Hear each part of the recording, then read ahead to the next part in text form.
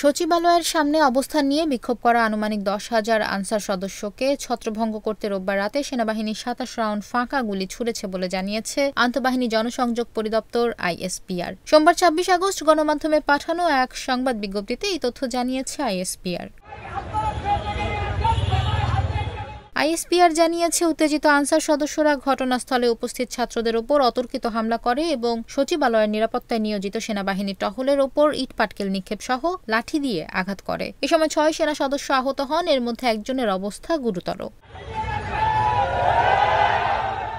সংবাদ বিজ্ঞপ্তিতে আইএসপিআর জানিয়েছে, গতকাল রোববার আইনশৃঙ্খলা পরিস্থিতি রক্ষায় সেনা সদস্যরা সার্বিক নিরাপত্তা নিশ্চিত করতে বিভিন্ন গুরুত্বপূর্ণ স্থানে ও সচিবালয়ের সকল গেটে নিরাপত্তা ব্যবস্থা জোরদার করে। এদিন আনুমানিক 10,000 আনসার সদস্য একত্রিত হয়ে সচিবালয়ে ঘেরাও করে অন্তর্বর্তী সরকারের 7 জন উপদেষ্টা সহ সচিবালয়ের অন্যান্য ঊর্ধ্বতন কর্মকর্তাদের জিম্মি করে।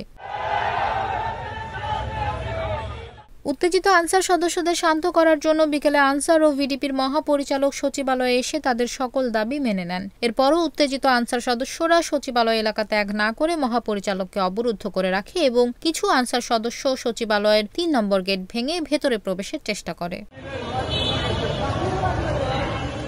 পরিস্থিতি নিয়ন্ত্রণে আনার জন্য সেনা সদস্যরা বারবার ধৈর্য সহকারে আনসার সদস্যদের সঙ্গে কথা বলেন বলে জানায় আইএসপিআর। এরপরও উত্তেজিত আনসার সদস্যরা নিবৃত না হলে আকাশের দিকে 27 রাউন্ড ফাঁকা গুলি ছোড়েন সেনা সদস্যরা। পরে বাংলাদেশ সচিবালয় এলাকায় অতিরিক্ত সেনা মোতায়েন করে আনসার সদস্যদের ছত্রভঙ্গ করা হয়। পরিস্থিতি নিয়ন্ত্রণে নেয় সেনাবাহিনী। পরে সেনাবাহিনীর সহায়তায় সচিবালয়ের ভেতরে আটকে থাকাদের বের করা হয়।